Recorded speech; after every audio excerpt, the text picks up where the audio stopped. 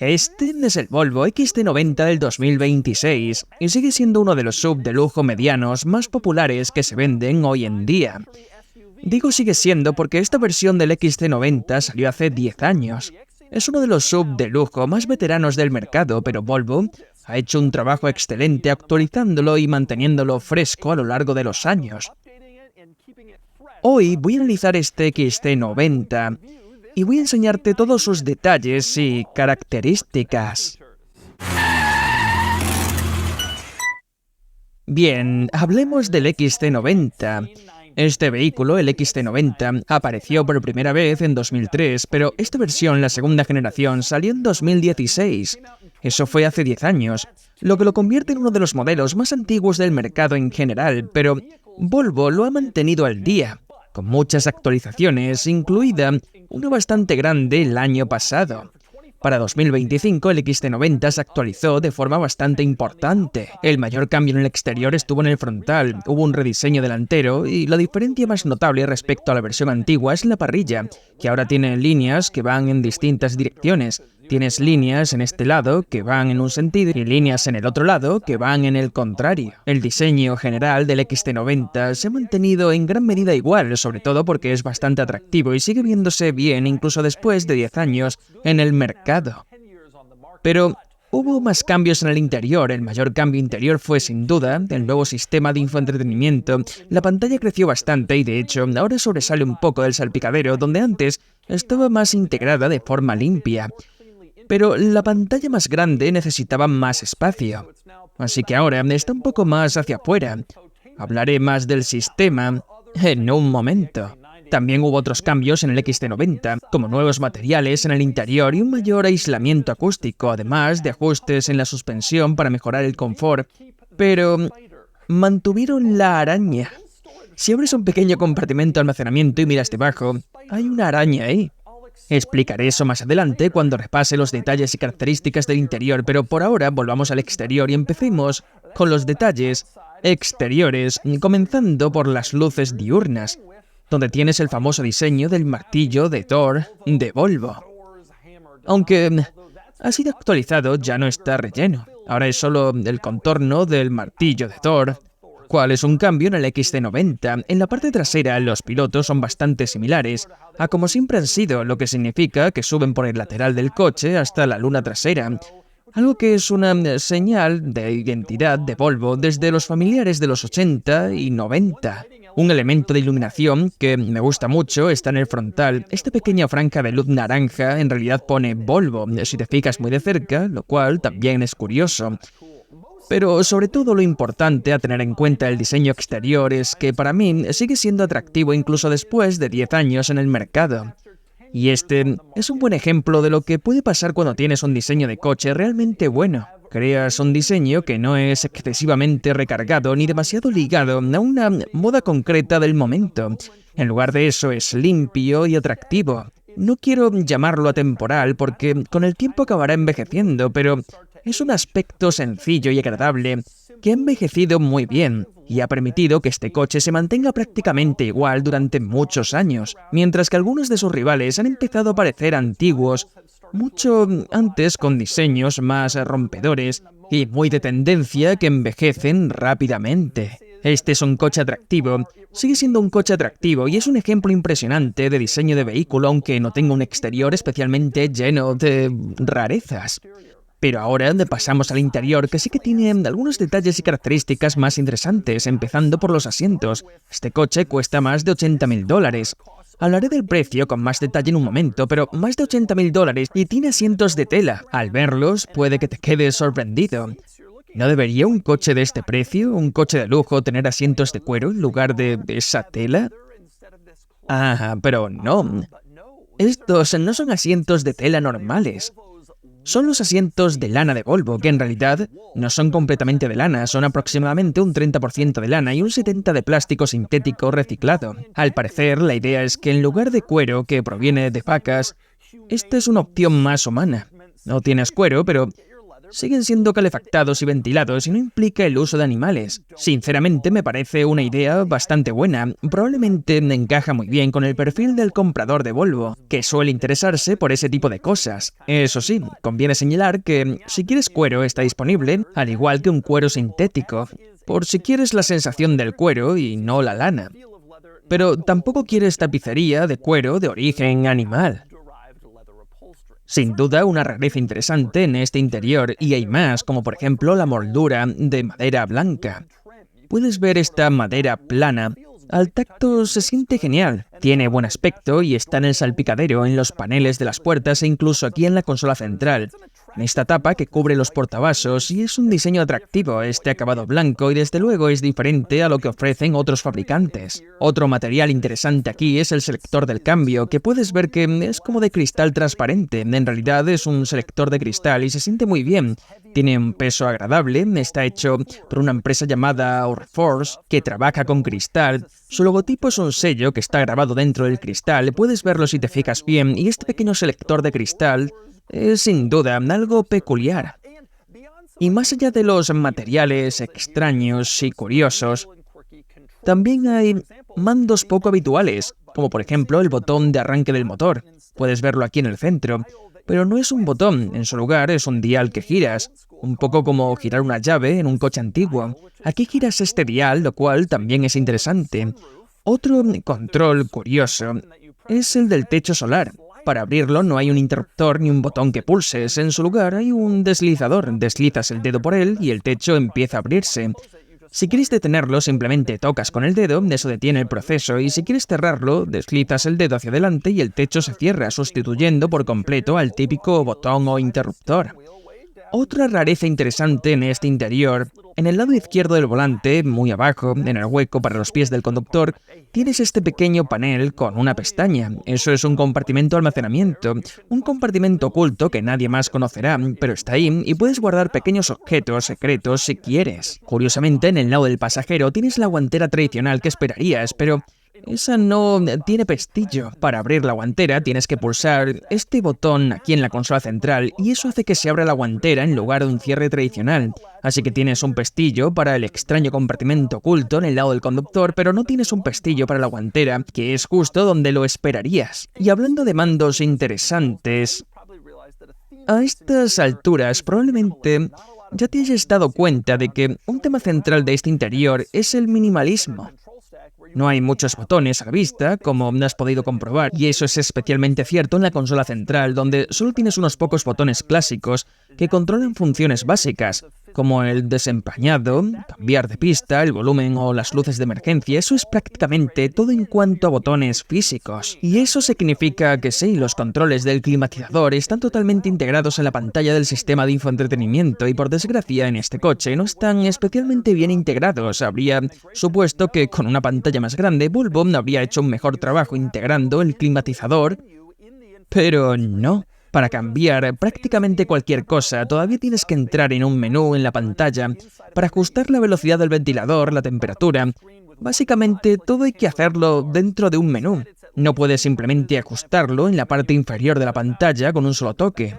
Como en otros coches, en su lugar son al menos 2 toques, abrir un menú y buscar las opciones, lo cual es un inconveniente. Eso también se aplica a los asientos calefactados, ventilados y el volante calefactado. No puedes simplemente tocarlos para activarlos como en otros coches que integran el climatizador en la pantalla. Tienes que tocar la pantalla y luego seleccionar asientos calefactados o ventilados, etc. Eso añade complejidad al proceso y, de nuevo, es decepcionante teniendo en cuenta que la pantalla ha crecido en el nuevo XT90, pero aún así no lo han integrado mejor. Ahora bien, dejando a un lado esos controles del climatizador, quiero decir que este es un sistema de infoentretenimiento fantástico. Para empezar, me encantan las pantallas verticales. Creo que la orientación vertical es la mejor forma de hacerlo, principalmente porque ya estamos acostumbrados a nuestros teléfonos móviles que son verticales, así que tener una pantalla con una orientación similar resulta mucho más natural para la mayoría de la gente. No muchos fabricantes hacen esto, pero algunos sí, y es agradable verlo. También me encanta cómo funciona esta pantalla. Aparte del climatizador, es muy intuitiva, fácil de entender, muy nítida, todo se ve genial. Y cuenta con Google Assistant, Google Google Maps, Apple CarPlay, Android Auto, todo lo que realmente querrías tener integrado en un sistema de infoentretenimiento moderno. A pesar de la edad de este vehículo, eso no se nota en la pantalla. Se siente moderna, excelente y totalmente actualizada. También me encanta otra característica muy práctica de esta pantalla, el acceso fácil al sistema de cámaras. La pantalla de inicio tiene un pequeño icono que pone cámara, lo pulsas y al instante aparece el sistema de cámaras, así que si estás intentando aparcar en un espacio estrecho, puedes acceder fácilmente a las cámaras sin tener que meter la marcha atrás, cuando se activan automáticamente, o buscar las cámaras en un menú, como en otros coches. La otra pantalla de la que merece la pena hablar es la del cuadro instrumentos, que diría que está bien, pero no es especialmente espectacular, y este es un punto donde el XT90 muestra un poco su edad. Miras la pantalla del cuadro y está bien, tienes un mapa, pantalla completa y otras indicaciones importantes, pero eso es prácticamente todo lo que puede mostrar. No hay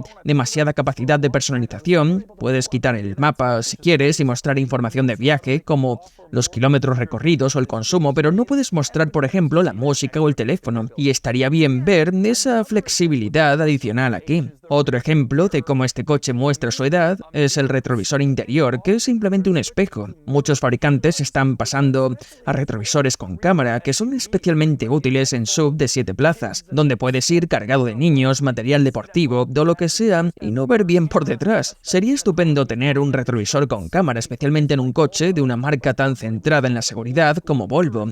Pero por desgracia, aquí seguimos teniendo un espejo de los de toda la vida. Pasamos a los asientos traseros, la segunda fila del XT90, que yo diría que está bien.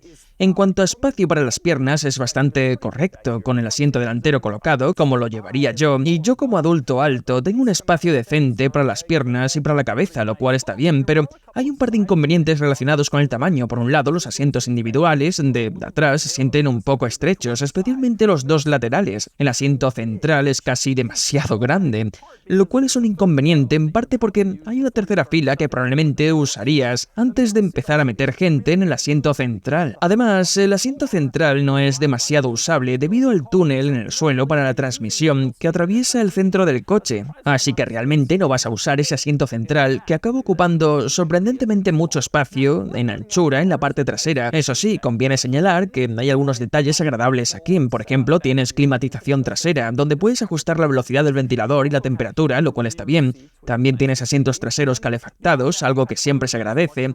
Además tienes otros detalles de lujo interesantes, como las cortinillas integradas en las ventanillas traseras, que pueden ser útiles para niños o bebés. Y también tienes salidas de aire traseras, tanto en la consola central como en los pilares B. Y tienes puertos de carga traseros. Abres esta pequeña tapa y encuentras dos cargadores USB tipo C, lo cual también está muy bien para cargar dispositivos atrás. Ahora bien, con todo eso dicho, hay un gran inconveniente. Otro punto donde este coche muestra su edad y son los portavasos. Estos son los únicos portavasos de las plazas traseras y están situados aquí dentro del reposabrazos central, lo que significa que si llevas a un pasajero en el asiento central no tienes ningún sitio donde poner bebidas, y los rivales más modernos de este coche han integrado portavasos en los paneles de las puertas, de modo que tienes portavasos adicionales incluso con el asiento central ocupado, pero aquí no es el caso. Y hablando de lo algo anticuado que resulta el XT90, subir a la tercera fila es bastante sencillo. Solo hay este tirador que se acciona, luego empujas el asiento hacia adelante y puedes entrar, pero es un poco complicado porque el asiento es algo más, digamos, robusto de lo que cabría esperar. Requiere un poco más de fuerza, tanto para moverlo hacia adelante como para devolverlo a su posición, que en algunos rivales. En muchos coches actuales hay un botón que pulsas y el asiento se pliega automáticamente sin que tengas que hacer nada. Aquí tienes que poner algo más de esfuerzo físico, lo cual no siempre es fácil si llevas cosas en la mano, o si es un niño el que intenta subir a la tercera fila, porque puede que no tenga la fuerza suficiente. Así que está bien, pero no es necesariamente lo mejor. Una vez en la tercera fila, también descubrirás que es bastante pequeña. Ahora bien, esto es así a propósito. El XT90 es un SUV bastante grande, pero está un poco en el límite de lo que se considera tamaño mediano. Desde luego, no es un gran SUV de 3 filas de tipo Ford Expedition. Tiene tercera fila, pero está pensada realmente solo para niños y quizás para adultos pequeños en trayectos cortos. Y la tercera fila es otro punto donde este coche deja ver un poco su edad. Cuando llegas aquí atrás, descubres que no tiene espacio puertos de carga para la tercera fila en ninguno de los lados, así que los ocupantes de la tercera fila se quedan sin esa opción. Sí que tienes portavasos en la tercera fila, lo cual se agradece, y también tienes un compartimento de almacenamiento. Abres la tapa de ese compartimento, miras dentro y hay una araña. Según me han contado, la razón por la que Volvo puso esta araña aquí es porque sabían que habría niños en la tercera fila y en lugar de tener una pieza aburrida y genérica, ¿por qué no hacer una araña? Añade un poco de diversión al conjunto. Y me alegra que lo hayan hecho. Demuestra un poco de sentido del humor, un poco de diversión, y así es esa pequeña araña en el compartimento de carga de la tercera fila. Pasamos al maletero del XC90 más reciente y es sorprendentemente grande, la verdad, detrás de la tercera fila. Dado el tamaño de este vehículo, que no es un SUV enorme, hay bastante espacio detrás de la tercera fila, y casi sorprende que Volvo no retrase los asientos un par de centímetros para dar más espacio para las piernas en la tercera fila, teniendo en cuenta todo el espacio que hay aquí detrás. Y hay aún más espacio si lo necesitas, puedes levantar el suelo y ver que hay un poco de espacio adicional debajo. Obviamente, ahora mismo se están guardando ahí los cables de carga, pero puedes poner otras cosas y también hay un pequeño espacio de almacenamiento adicional a un lado. Otro elemento que me gusta en esta zona de carga son los ganchos de los laterales para bolsas de la compra o artículos más frágiles. Si llevas leche o algo similar, no quieres que vaya rodando por ahí. Está bien tener esos ganchos en el maletero. Los veo a menudo en los maleteros de los coches, pero no siempre en zonas de carga como esta, y está bien que Volvo los haya integrado. Dicho esto, hay un par de ejemplos más de cómo este coche muestra un poco su edad aquí atrás. Por un lado, aunque este es el acabado superior del XC90 y cuesta más de $80.000, no tiene asientos con plegado eléctrico. Así que tienes que accionar el tirador y plegar el asiento manualmente. No es un gran inconveniente. Yo tengo asientos con plegado eléctrico en mi coche y a veces son bastante molestos.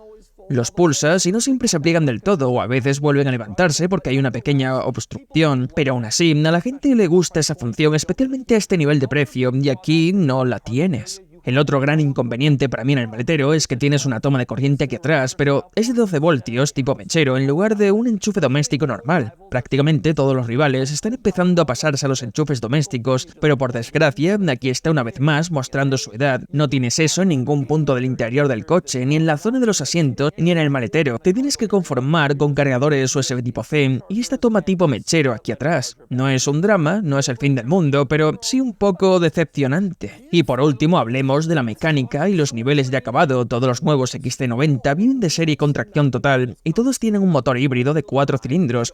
Pero hay dos tipos diferentes de híbrido de 4 cilindros. Los XC90 básicos de acceso tienen un 4 cilindros híbrido de gasolina sin componente enchufable.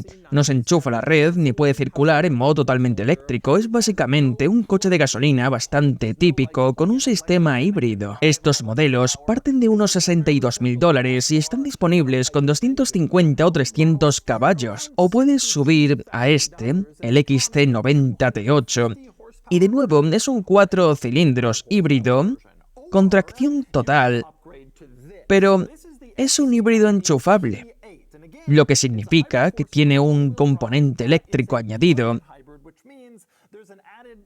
con el que el coche puede circular unos 30 kilómetros solo en modo eléctrico.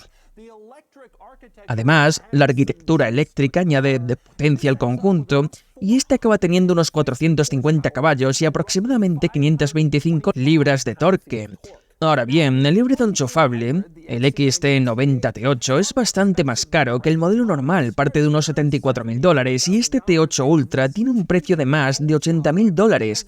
Es mucho dinero, pero es rápido, acelera fuerte, hace el 0 a 100 en menos de 5 segundos y por supuesto tiene esa autonomía eléctrica, así que no tienes que usar el motor de gasolina todo el tiempo. Conviene señalar, ya que estoy hablando de esto, que Volvo también vende un SUV mediano totalmente eléctrico, que tiene básicamente el mismo tamaño que este.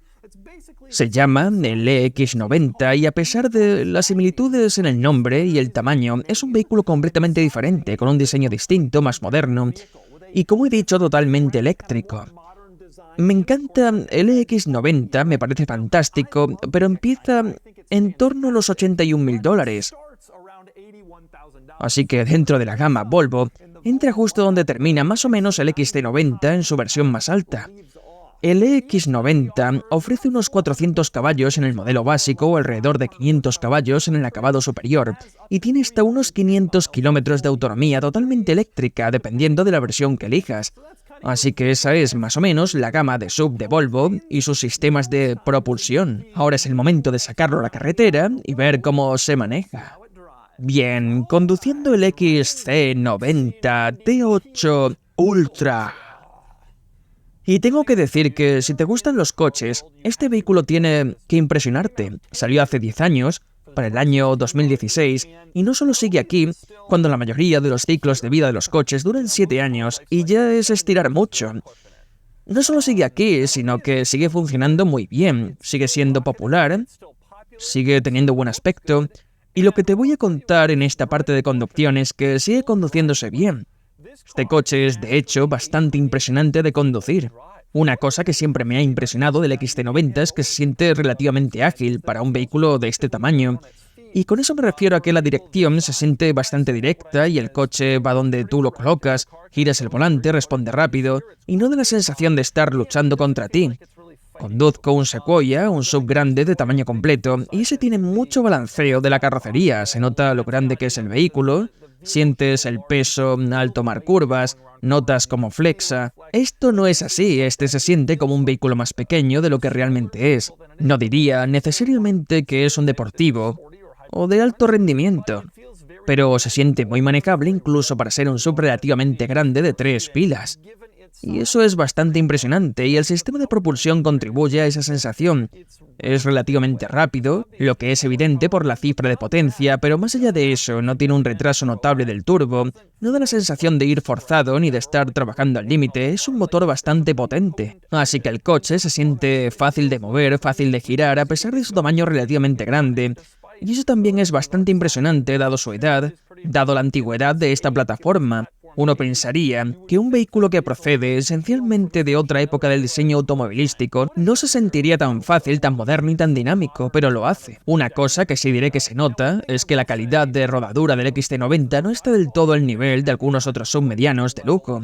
Recientemente conduje un GLE, el rival de Mercedes, y es más cómodo porque, no hay duda, el GLE es un poco más caro, no muchísimo más, pero sobre todo es un diseño más reciente y sospecho que eso influye. El XT90 no tiene exactamente el mismo nivel de confort de marcha. Parte de la razón puede estar en lo que mencionaba antes, la puesta a punto de la suspensión, el hecho de que el coche gire bien y se sienta ágil. Y cuando haces eso, normalmente endureces la suspensión y eso implica sacrificar un poco de confort. Puede que sea lo que ocurre aquí. Aún así, es suave y muy silencioso. De hecho, me sorprende bastante lo aislado que te sientes, teniendo en cuenta el precio de $80.000. Normalmente no te sientes tan desconectado del exterior, y eso suele ser cosa de un Mercedes clase S de $150.000, pero aquí sí ocurre. Es muy silencioso. Eso sí, aunque es suave, no es tan alfombra voladora como algunos de sus rivales lujosos. En el caso de este modelo concreto, el T8, la potencia es fuerte. Ya he mencionado que sale con fuerza desde parado, sin apenas retraso del turbo, pero la potencia en la zona media, por ejemplo, yendo por autopista a 80 o 100 km por hora y pisando a fondo para adelantar, también es excepcionalmente buena. Este coche es bastante rápido.